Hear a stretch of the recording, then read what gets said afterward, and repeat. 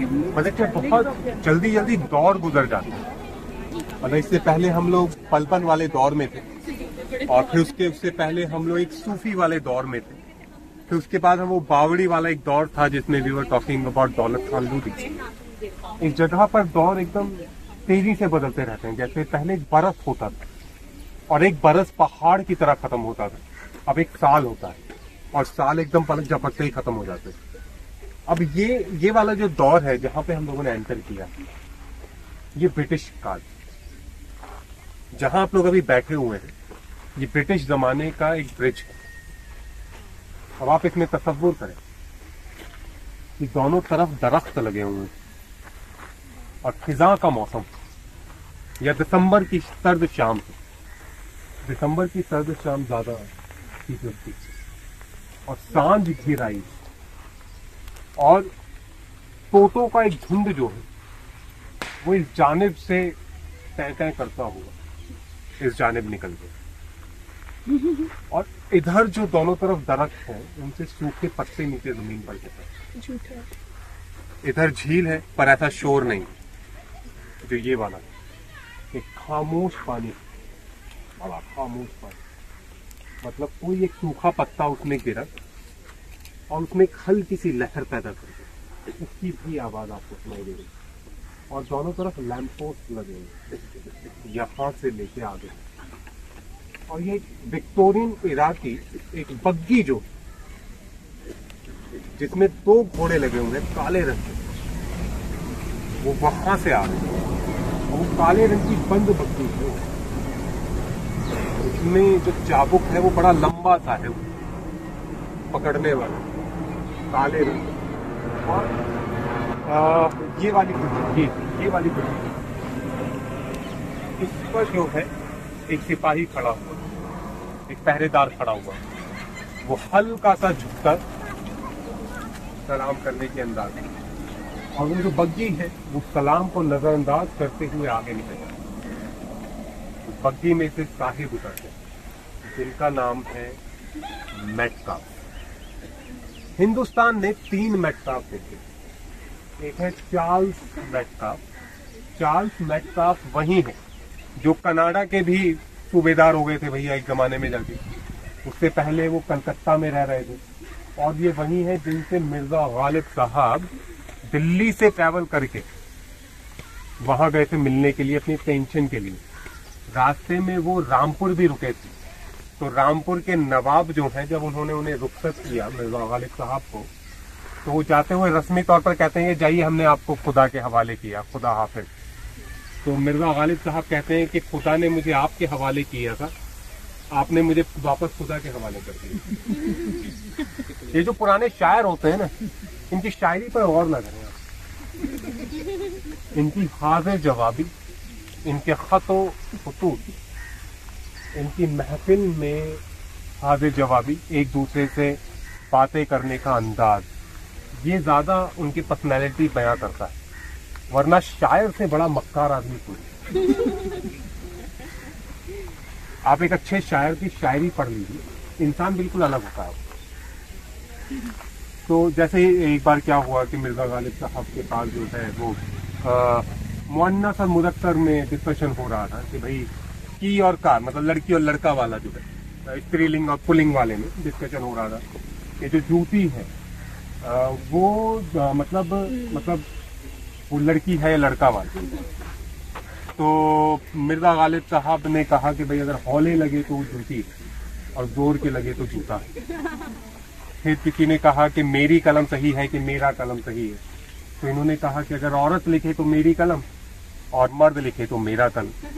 और बहुत सारी उनकी बातें हैं। मिर्जा गालिब साहब ने जब ये सफर यहाँ से किया है तो बनारस के लिए वो कहते थे कि वो यहीं रह जाते, बड़े मुतासिर हुए थे बनारस की शाम से। और फिर उसके बाद कलकत्ता में रहे तो बड़े मुतासिर हुए कलकत्ता से। वहाँ चार्ल्स मेटकाफ साहब से तो मुलाकात हो नहीं पाई, वो वापस फिर यहाँ लौट कर आ गए। और फिर उसके बाद 2 और मेटकाफ थे, एक थे थॉमस मेटकाफ जो चार्ल्स मेटकाफ के छोटे भाई हैं, और फिर थॉमस मेटकाफ जिनके बेटे हैं सीओ मेटकाफ साहब। अब थॉमस मेटकाफ साहब को और इस जगह को अगर समझना हो तो अब और ज्यादा मुश्किल है। अब यहाँ पे कैसे खुल गया है। तो जो तन्हाई महसूस कराता था मैं, तो और नहीं हो सकती बिल्कुल भी। अब चाय पीते हुए अल्हड़ नौजवानों को देखते हुए तन्हाई महसूस नहीं कर सकते। तो हुआ ये कि जो थॉमस मेटकाफ हैं वो अपनी बेगम से जोधा से बहुत ज्यादा मोहब्बत करते थे और उनकी बेगम जो है फौत हो गई, उनका इंतकाल हो गया और वो तन्हाई के सागर में उन्होंने अपने आप को गर्क कर लिया पूरी तरीके से और अपने बच्चों को लंदन भेज दिया पढ़ाई करने के लिए। उनकी 2 बेटियां थीं, एक थी एमिली और एक थी जॉर्जिना, जिसे वो जीजी बुलाते थे।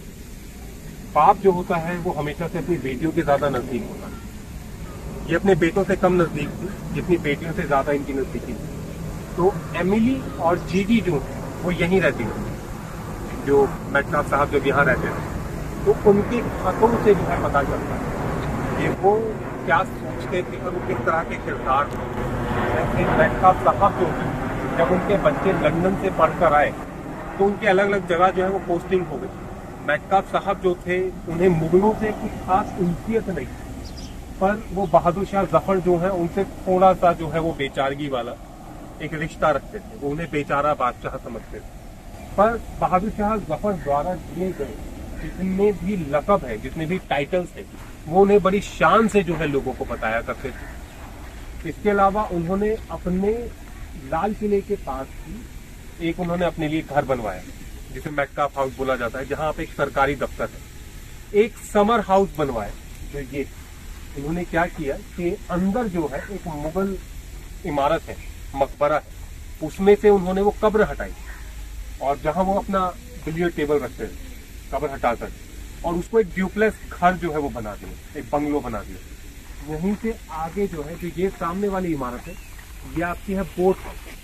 तो यहाँ पहले जो है वो झील होती थी जो अभी दिल्ली सरकार द्वारा फिर से जो है इसको रिवाइव किया जा रहा है और वहां पर जो है उनकी एक नौका खड़ी होती थी। एमिली और जीजी के खतों से पता चलता है कि वो बता रहे हैं कि उन्हें अब अपने बेटे के साथ नहीं रहना। जो थियो है उन्हें एक अखबार में एक खबर मिली है कि थियो जो है वो लोकल मजिस्ट्रेट वहां लग गए हैं कलकत्ता में और वहां शराब के नशे में उनकी लड़ाई हो गई। अब जब लड़ाई हो गई है तो नौकरी से बर्खास्त कर दिया गया। अब नौकरी से बर्खास्त कर दिया गया है तो लड़का वापस आएगा दिल्ली। अभी अपनी बेटी को बता रहे हैं कि उसे कुत्ते पसंद है, मुझे कुत्ते नहीं पसंद। उसे पार्टी करना पसंद है, मैं तन्हाई पसंद है। अब वो जब के यहाँ आएगा तो उसके लिए घोड़े का इंतजाम करना पड़ेगा। इसे आज के जमाने से आप गाड़ी से मंसूब कर सकते हैं। अब वो जब यहाँ आएगा तो पार्टी भी करेगा। तो शिकायत कर रहे हैं अपनी बेटी से। उनकी एक बेटी के खत से ये पता चलता है कि उनका दिनचर्या क्या था। उनका दिनचर्या ये था कि वो सुबह तड़के उठ जाते थे 4 बजे और 4 बजे उठ जाने के बाद जो है वो हमाम में जाते थे। तो उसके बाद घुड़सवारी करने के लिए जाते थे। घुड़सवारी करके लौटे, फिर हमाम में गए तो गिरजा चले गए। छोटा सा चर्च जो है उनके घर में बना हुआ था। गिरजा में जाकर बैठे तो फिर आए तो फिर छोटा नाश्ता किया, छोटा नाश्ता, फिर बड़ा नाश्ता, फिर उसके बाद लंच है, फिर हाई टी है, फिर डिनर है, फिर अगर किसी ड्रामे को देखने चले गए, थिएटर देखने चले गए, तो फिर उसके बाद वाला खाना। अंग्रेजों को अपने इस दिनचर्या पर बड़ा गुमान था कि जहां हम हिंदुस्तानियों को 2 जून की रोटी सही से मैसर नहीं थी, अंग्रेज लोग जो हैं दिन में 5-5 और कई बार 6 वक्त खाना खाया करते थे। अब ये जो है फिर उसके बाद अपने दफ्तर में जाकर बैठते हैं और जो इनके पास खत आए हुए हैं उन खतों के जवाब लिखते हैं। और हिंदुस्तानी तहजीब में उन्हें सिर्फ एक ही आदत थी, वो थी हुक्का पीने की। तो जब बड़ा नाश्ता कर लिया, बड़ा नाश्ता करने के बाद बाहर बरामदे में बैठ जाते थे और एक बैरा जो है इनका वो एक चांदी का हुक्का लेकर आता था और ये फिर हुक्का नोच फरमाते थे पूरे 10 मिनट। 10 मिनट से 1 सेकंड ज्यादा न 1 सेकंड कम। अगर हुक्का आने में थोड़े भी लम्हे की देरी हो गई तो जो लेकर आता था उसको डांट पड़ती थी। और फिर उसके बाद जो है आगे जो है बरामदे से जैसे ही दरवाजे से आगे निकले तो सारे के सारे जो इनके खादिम है वो ऐसे खड़े हो जाते थे। एक के हाथ में जो है फाइल्स रहती थी, एक के हाथ में इनके ग्लव्स रहते थे, एक के हाथ में इनकी जो है छड़ी रहती थी।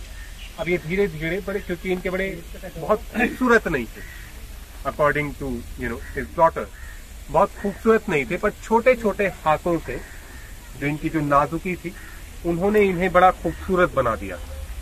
अब ये बड़े नाजुकी से नफीसी अंदाज में ये एक एक ग्लव्स अपना उतार कर पहनते थे, फिर उसके बाद छड़ी जो है वो लिया करते थे, और फिर उसके बाद जो है एक साइज जो है एक असिस्टेंट वो फाइलों का डब्बा लेता था और पीछे बग्गी में जाकर खड़ा हो जाता था, और फिर उसके बाद महताब साहब जो है दोपहर तक काम करते थे। जहां बाकी अंग्रेज अफसरान यहाँ से कमाते थे और इंग्लिस्तान भेज दिया करते थे, ये उस जमाने में एक ऐसे वाहिद अफसर थे कि ये यहाँ कमाते थे, यहीं रखते थे। वहां की जो इनकी जागीरें थी उन्होंने उनको भी बेचा और सब कुछ यहाँ बनवा लिया। इनके जो दो बंगले थे, एक ये वाला जिसे दिलकुशा कहा गया, और एक मेटकाफ हाउस जिसे लोकल लोग मेटकाफ हाउस नहीं कह पाते थे तो मटका कोठी कहा करते थे। तो एक मटका कोठी और एक दिलकुशा यहाँ हो गए। इनके यहाँ एक लाइब्रेरी थी जिसमें इन्होंने जो है चाय की दुकान खोल दी, और उसमें बाहर लिख दिया है कि ये हो सकता है कि इनके खाने का कक्ष हो, पर ये मुमकिन ही नहीं है। वो हमारी तरह नीचे दस्तरखान पर थोड़ी बैठकर खाते थे, उनके यहाँ तो टेबल लगती थी, और अगर वो बड़े अफसर हैं तो बड़ी सी टेबल होती होगी क्योंकि मेहमान आते होंगे। पर एक छोटा सा राउंड सा कमरा है जिसमें एक जमाने में फायर प्लेस बना हुआ करता था, और वहां पे जो है अलमारियां लगी हुई थी ताकि उसमें किताबें रखें।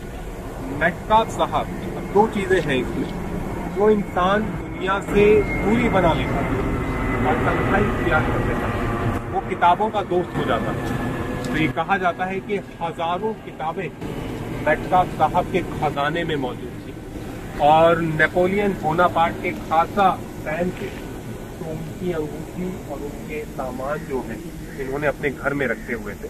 ये अपने आप को किसी सफेद मुगल से कोई कम नहीं समझते थे। इन्होंने औरतों के लिए आदाब बनाए हुए थे, वो ये थे कि औरतों को चाहिए कि मर्दों के सामने चीज ना खाएं, पनीर ना खाएं, संतरा ना खाएं, आम ना खाएं, या कोई भी ऐसा फल जो जिससे आपकी ड्रेस खराब हो जाए वो आप मर्दों के सामने ना खाएं। तो एमिली जो है वो क्या करती थी, अपनी फ्रॉक में जो है आम या संतरे छुपाकर वो कुतुब मीनार की पहली मंजिल पर जाती थी और छुपके से वहां खाती थी। अब स्कॉटिश लोग और ब्रिटिश लोगों में 36 का आंकड़ा रहा है हमेशा से। तो हुआ ये कि एक यहाँ पर मेडिकल ऑफिसर थे जो पियानो बहुत अच्छा बजाते थे। अच्छा, ये मैं बात कर रहा हूँ, इनका इंतकाल तकरीबन 1847 के आसपास हुआ है या 42, मतलब 1857 से पहले उनका इंतकाल हो गया, तो मैं उससे पहले की बातें कर रहा हूँ। तो एक बार क्या हुआ कि जो यहाँ के मेडिकल ऑफिसर थे दिल्ली के, उनका पियानो खराब हो गया। अब इनकी जो बेटी थी जीजी, वो पियानो बजा भी लेती थी और ठीक भी कर लेती थी। अब वो जब वो ठीक करने के लिए गई तो वहां उनकी मुलाकात कैप्टन डगलस से हुई, और कैप्टन डगलस जो थे वो स्कॉटिश कप्तान थे, और पहली नजर में जो है एक दूसरे को उन्होंने दिल दे दिया। और ये कहा जाता है कि शाम होते होते वो बागीचे में हाथ पकड़कर गाने गा रहे थे। अब जब इस बात की इत्तला इनके वाले साहब को पड़ी तो वही सक्सर के जमाने का बॉलीवुड मुझे लगता है इस जमाने से ज्यादा इंस्पायर्ड था। तो उन्होंने जो है एमिली का हाथ, उसका जीजी का हाथ पकड़ा, उसे कमरे में कैद कर दिया कि तुम आप आज से उस कप्तान से नहीं मिलोगे। और जब एमिली ने यहाँ जीजी ने यहाँ खाना पीना छोड़ दिया तो उसको नए बने हुए जो हिल स्टेशन है मसूरी, वहां भेज देते। मैं ऐसे पत्ते गिरने का जिक्र कर रहा हूँ, पर इसको थोड़ा साइज में बड़ा कर लिया, तो वो मसूरी भेज दिया। अब मसूरी जब खत जाते थे तो इनके जो वालिद साहब थे महताब साहब, वो खत फाड़ दिया करते थे। वहां जाकर अपनी बेटी ने मुलाकात कर दी, बात को जो है अपनी बेटी के सामने झुकना पड़ा, और ये कहा जाता है कि उन्होंने उनका ब्याह जो है वो कैप्टन डगलस से कर दिया। इनकी जिंदगी बहुत तन्हाई में गुजरी। एक जमाना था जब ये जगह, यहाँ की जो वाइफ वो ये बयां करती थी कि उनकी तन्हाई कितनी ज्यादा उरूज पर थी, पर अब थोड़ा ऐसा महसूस नहीं है। आइए इसको थोड़ा सा एक्सप्लोर करते हैं।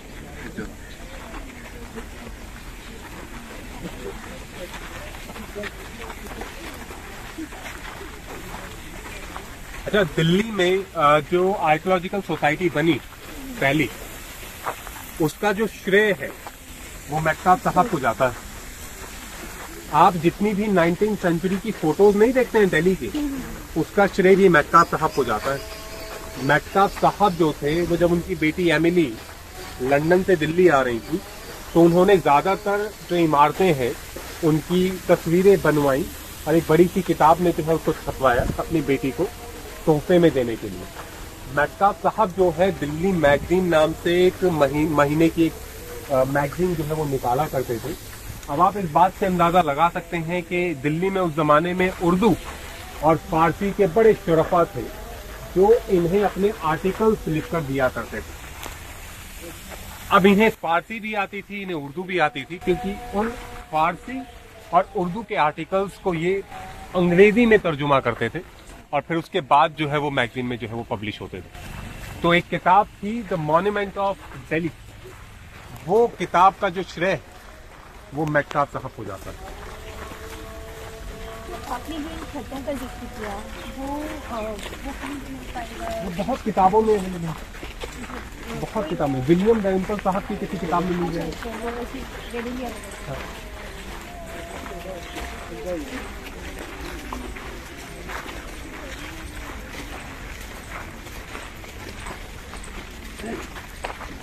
का एक पोर्शन बचा हुआ है, वो एक दीवार जो ये कुछ ऐसा था। इन्होंने 2 मंजिला ड्यूप्लेक्स उसको बनवा दिया था।